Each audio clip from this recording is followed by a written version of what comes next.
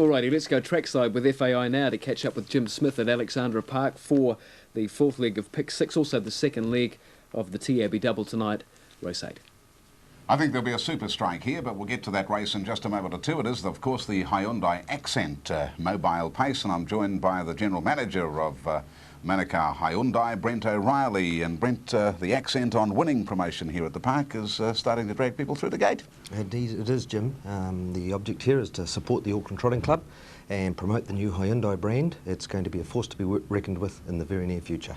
Anybody who pays to come through the gate, of course, go into the draw for the $500 nightly prize, but then July 28th, somebody's going to drive away in a magic motor vehicle. Brand new 5-door 1.3 LS Accent valued at $23,000 on the road, and believe me, they will be impressed.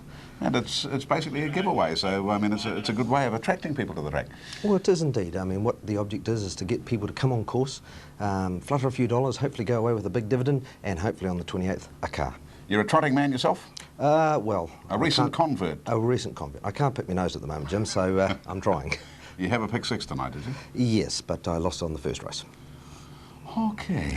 What do you get in the Hyundai Accent Mobile Pace? Have you done your homework for us? Well, I like this number 5, Gold Baron. I think that's the one that's going to do the trick. Now, this is just an educated guess, or you have... Purely, it was a stab in the dark. Gold Baron, what's that paying? $5.60, $1.80. There's quite a deal of support there for the horse, so... I think it's all mine, actually. Must be a lot of money in the car market these days. Very competitive market, though, isn't it? It is indeed. But Manukau Nissan, Manukau Hyundai, that's my franchise that I have. If you want to come and see us, we'll offer you the best deal we can, and we'll make you smile, and that's our motto. Make you smile at Hyundai. At Manukau Hyundai, Brent O'Reilly, the General Manager. Let's go and have a look at the horses starting up in his race, and we'll get some expert opinion from Brent as we look at the starters prior to them getting underway. Just over the $700, 700 live units in Pick 6 tonight. Favourite for this race is Natural Creation. Mark Purden, we had on earlier this evening, did suggest that that was his choice drive for the night. He's already reined home Buster Hanover to win the second leg of Pick 6. We're looking there at Infinite Spirit, though, horse number 8 in the Wolfenden colours of black and white. $6.10 and $1.85 for Infinite Spirit.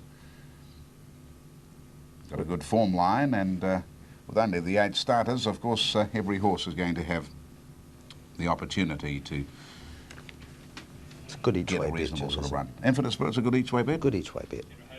You sound as if you've actually picked up this game rather quickly.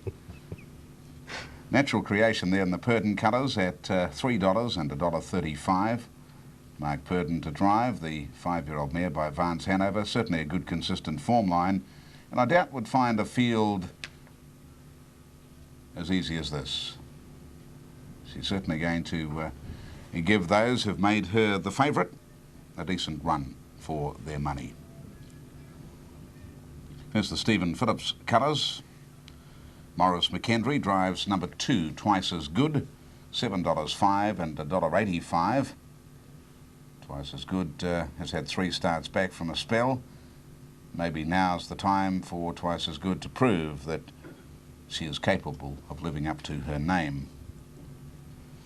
Number 6 is Theophilus there in the yellow colours. Mike Nicholas trains and drives. Bit of an in-and-out customer. Here's Theophilus, $10.20 and $2.80. But this is the sort of night where she's likely, or he's likely to bob into a place. And that would certainly kick out a few of those Pick 6 candidates. There's the horse I like to win the race, number 3 in the green and yellow. Tony Herlihy has the drive. Sean McCaffrey trains. Super Strike, $4.05 and $1.50 is the money on offer. Hasn't started since back in April at the Metro meeting. Won very, very impressively over the Interdom Carnival down at Addington, and freshened, and from the handy 3 draw, I think Super Strike really is a big chance. That's also our staff bet, believe it or not, Jim, today. Your staff bet? The staff bet has said Super Strike's the one that's going to do it. Okay. Well, I think Super Strike will beat Natural Creation, and Infinite Spirit will make up the trifecta. Horse number 1, Albert O'Bell, is the second outsider of the field at $24.70 and $4.25. Just moved through shot there. 5 Gold Baron, your selection at $5.35, $1.60 there in the blue and red stripes. Trained by Doug Hawkins at Takanini. Gary Jones drives. And a good second and a first 3 or 4 starts back, so obviously has the ability. And at $5.35, $1.60, Brent, you might have given us a decent sort of divvy. There's the favourite, Natural Creation though, Mark Purdon. Only seconds away from being called up in behind the Mobile. Just to reiterate, the Hyundai Accent Mobile pace, any time between now and the 28th of July is your opportunity as a cash-paying customer through the gate to be given an entry. Each night there's a draw for a $500 prize. Tonight it's a $500 voucher to be redeemed at Veggie World. That would make you a few winter stews, $500 worth of vegetables. But of course, apart from the $500 nightly prize, there is the chance to win that Hyundai Accent to the value of $23,000. And every one of those tickets will be in that ultimate draw on the 28th of July, the night they run the Caduceus Club Fillies Classic. So Friday the 28th of July. Plenty of opportunities between now and then to come along where the Hyundai Accent is on winning. 2,200 metres, Radio Pacific's LB game. Racing. Second leg of the night's TAB double underway, and Super Strike came out quickly. Natural Baron, the favourite, began like a rocket out wider. Gold Baron safely on the journey for Gary Jones. Just in behind the speed now is El Below Bell. As they settle, Theophilus came next to Twice As Good than Ace Junior, and Infinite Spirit had dropped to the rear.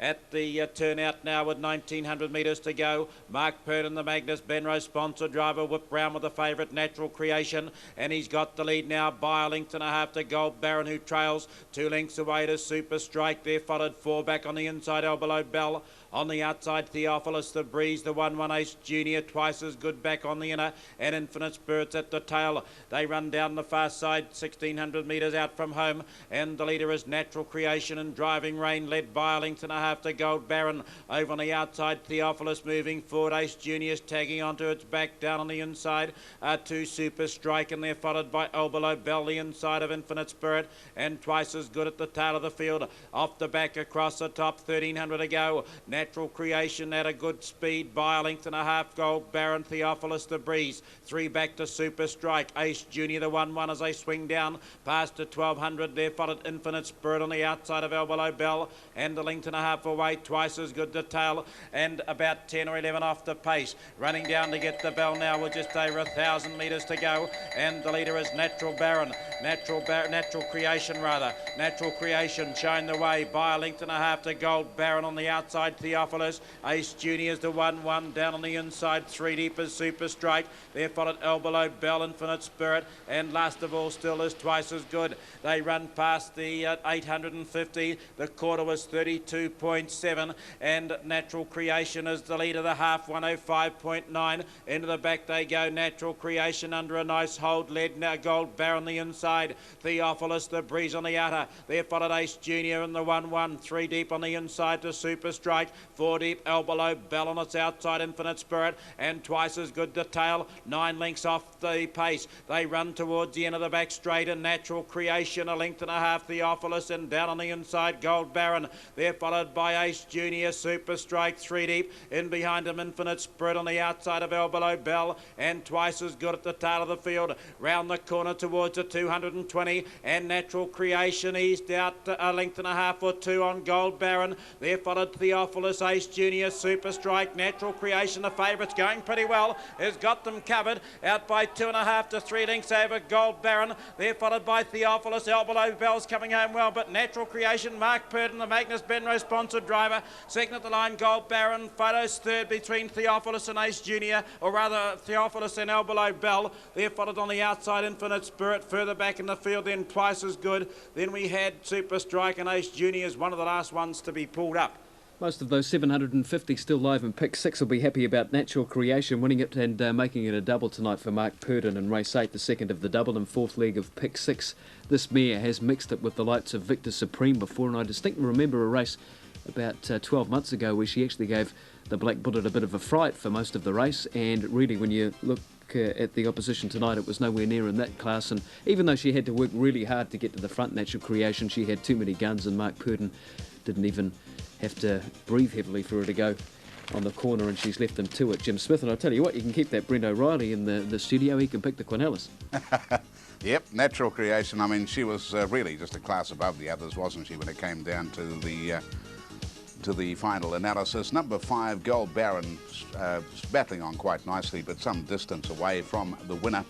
And then there's going to be a decent sort of go for the minor money. Number 6, Theophilus and the Nicholas Colours will grab that third position, though, just ahead of number 1, which was Albert O'Bell and Fraser Kirk. Next home will be 8, Infinite Spirit, widest out on the track in the black and white colours. And then you'd have to look at Twice as Good, Morris McKendry, perhaps sneaking into the next posse. But Natural Creation, Mark Purdon, he did say when we had him in the studio earlier tonight that his best drive of the night would be Natural Creation. Well, he certainly proved that beyond any shadow of a doubt. Gold Baron grabs that second money to give a Quinella around about the $8 mark, and Theophilus grabbing third money in what was not an overly strong field here in race 8. So Mark Purdon salutes the judge for the second time tonight, and behind Natural Creation.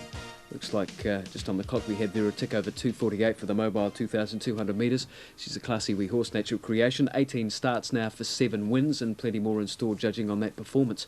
Next race is the next leg of pick 6. Obviously it's race number 9.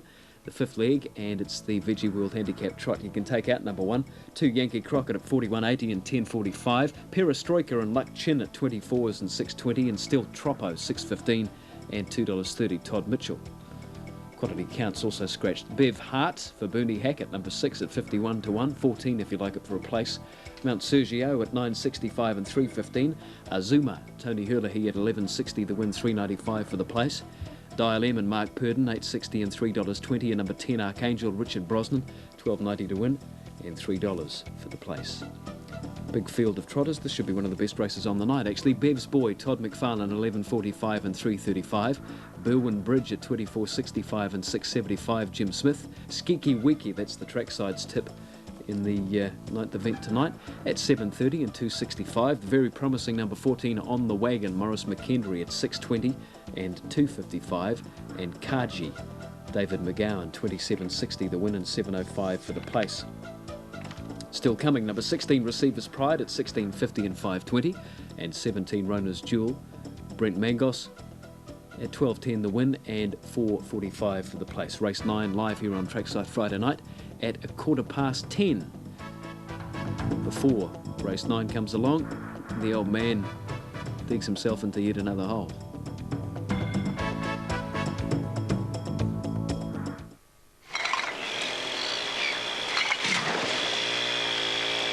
Wouldn't see anything like this bull at a gate carry on back home. When I was a lad, we had to make the tea for 2 years before we could even touch an hammer and chisel. Mind you, it did teach us craftsmanship. Back home, we'd think nothing had taken 2 weeks to put up framing. We wouldn't go rushing into it like lunatics, and we'd stop for a cup of tea the minute the Uda went. You blokes are like monkeys falling over each other, all trying to do each other's job. Oh, right. It's rushing about what makes craftsmanship summer. Here's to it, the original draft taste of New Zealand's favourite beer. That's a lovely drop. Imported from England, I believe. The Gallops Pick 6 gives you a shot at some big money on Saturday. This week there's $50,000 to be won.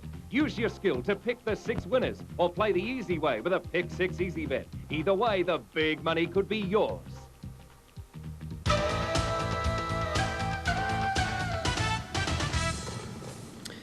Well, you could argue that she was the best pacer on show tonight, Natural Creation, and she's done the job, definitely. by 3 lengths in the end in race number 8. Short neck between second and third, and a short neck between third and fourth. 2:48.1 the winner's time, a mile rate of 2:3, and they went the last half in 60.5. $2.80 and $1.40 for Mark Purden's Charge, Natural Creation, number 7. Number 5, Gold Baron, second, $1.65. And Theophilus, third, at $2.75. That was a 5 and 7 Quinella then at $8.30. And 7 with 5 with 6 on the old trifecta ticket, $89.20. Completed the double with the 2 sevens, Buster Hanover and Natural Creation, $8.60. Gold Baron and the concession, $10.10. And the easy winner, Natural Creation, was the substitute for punters in the second leg of the double. Pick 6, how does it stand after 4 legs? 241 live units for that $250,000 first division prize. You need 1, 7, 7 and 7. The second division pool tonight standing at $35,482. So the penultimate leg coming up next, live on Trackside at around 10:15. Gallops and Trots on the mainland over the long weekend coming up. The Ashburton Trots highlighted by the traditional 2-year-old pacing classic, the Sapling Stakes, and the jumpers are on show at Wingatui, both hurdlers and steeplechasers. Rion Murtha took the trackside cameras on safari, actually, by the look, to catch up with the latest mainland oil for this weekend.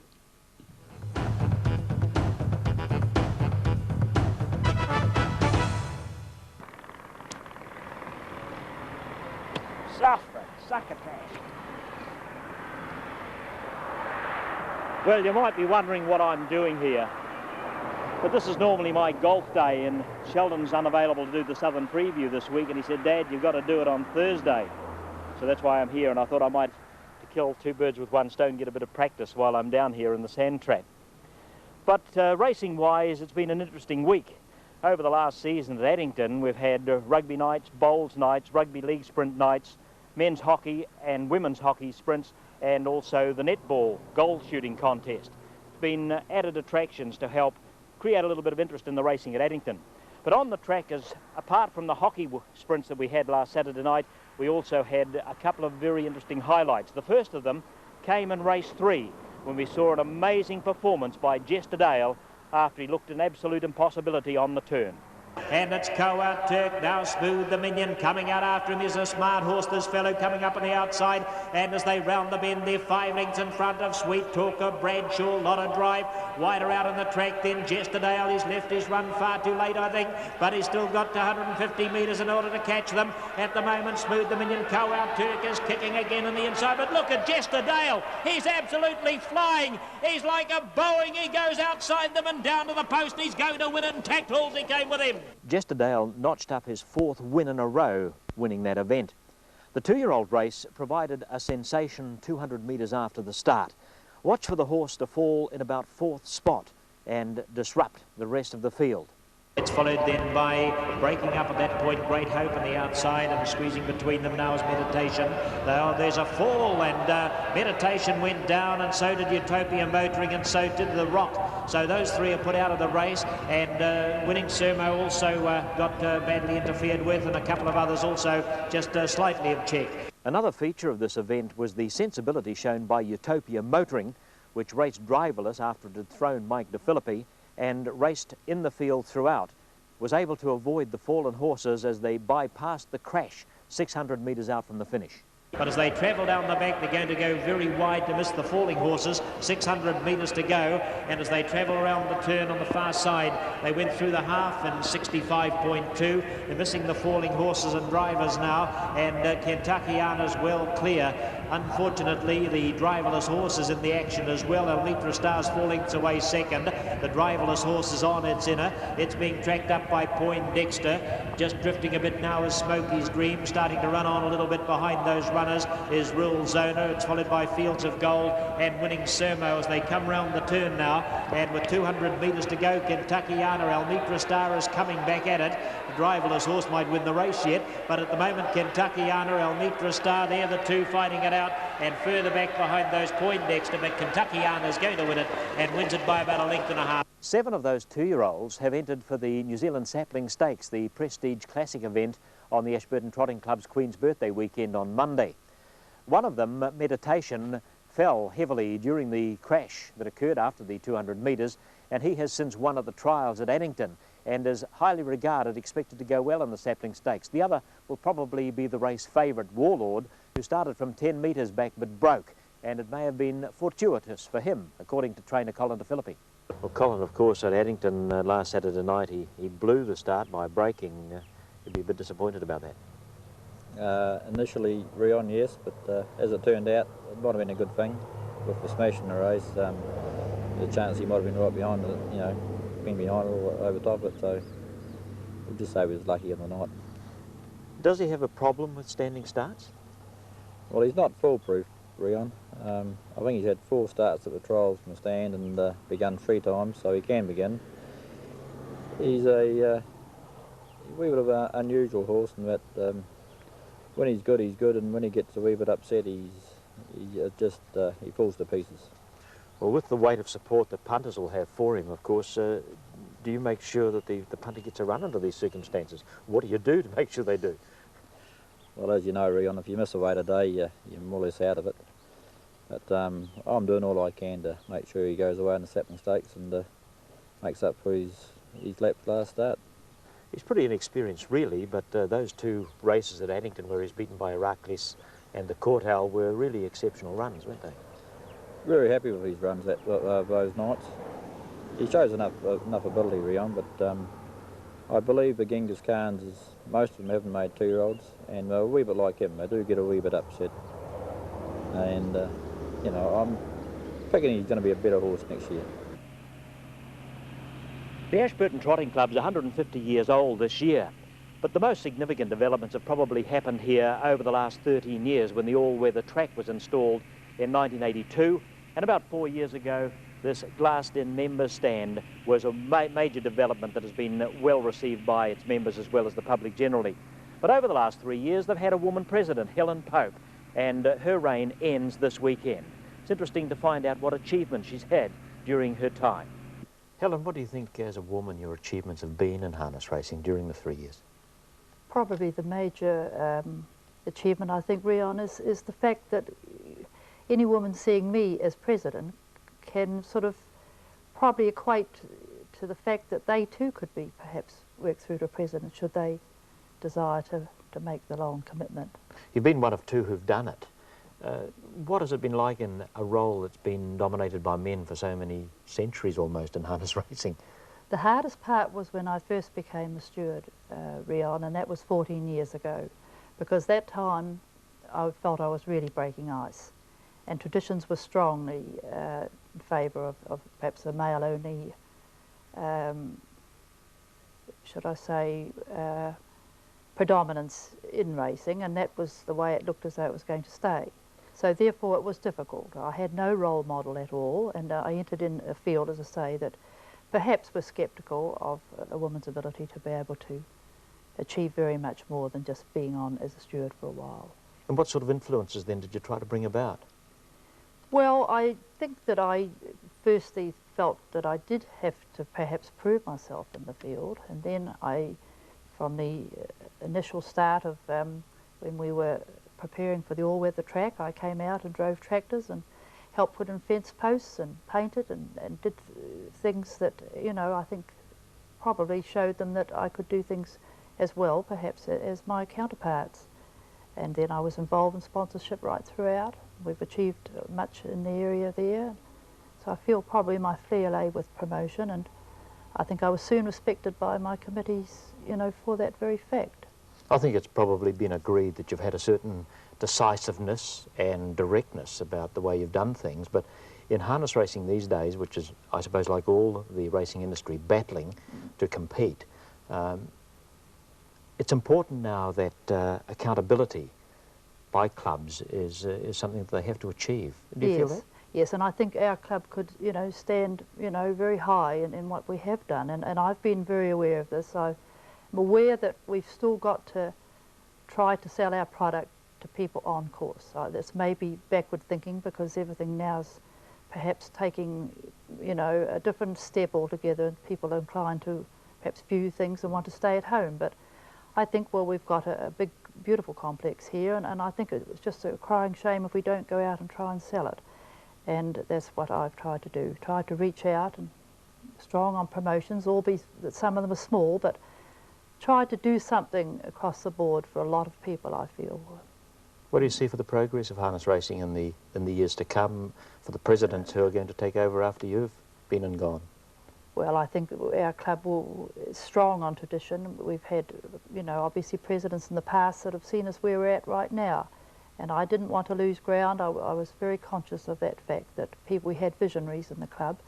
And as I say, to have got as far as we have. And I've got no doubt that Ashburton, people following, will just keep up that same great drive. And the trackside selections for Saturday's meeting at Ashburton: in race 1, Javert should go very close. In race 4, Avon Sermo, a locally trained horse, could be at very good odds. In race 7, Holmes Royale's been ultra consistent. And in race 9, Classical Gas, sure to be the winning favourite.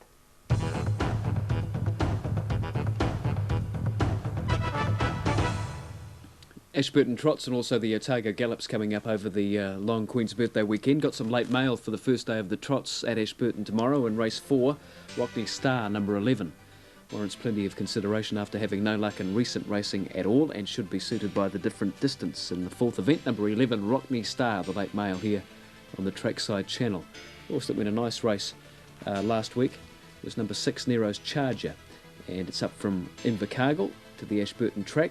It's a good horse, an out-and-out stayer, and it should be in the money in race 6, number 6, Nero's Charger at Ashburton tomorrow. And in race 9, number 16, Oneida Splendour. It's joined Michael House's stable in recent weeks and has got a couple of pretty good trials. An impressive trial winner on the Ashburton track over 2,400 metres late last month. And Oneida Splendour, the late mail in race 9, number 16 at Ashburton tomorrow. Burlington Air Express Wind Movers for the 9th at Auckland. On the Wagon is the big mover on the Wind Movers market. 6.20 into 4.95. Into 6.20, a bit of money around also for Skiki Wiki. Out to 15 from 12, Rona's Jewel. Bev's Boy opened at 11.45, it's out to 13s. Drifting Archangel, number 10, and Receiver's Pride opened at 16.50. It's in a couple of dollars to $14 even. Full market for the Veggie World Handicap Trot. Yankee Crockett at 57s, 30s for Perestroika. Still Troppo, pretty good form recently, that horse at 6.25 and $2.20 could be the value bet in the race. Quality Counts scratched.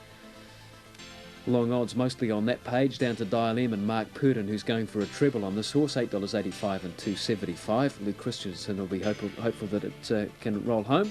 And On the Wagon and Skiki Wiki, most supported on that page, with On the Wagon has gone favourite after opening up about second or third favourite. 14 to 1 for Receiver's Pride, and number 17, Rona's Jewel. 15.45 the win, and 5.75 Brent Mangos driving. 10.15 start time. We round with Jim Smith trackside at Alexandra Park soon.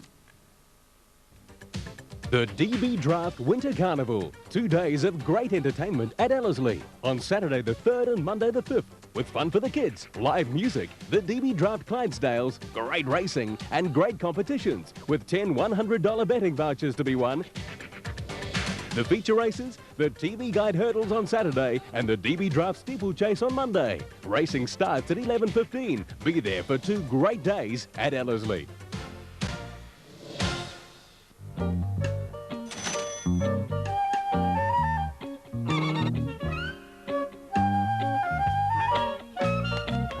It's surprising the difference a little healthy competition can make.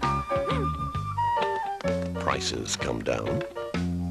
Standards of service go up. And how do you find out? From advertising. Advertising, that's the way it works.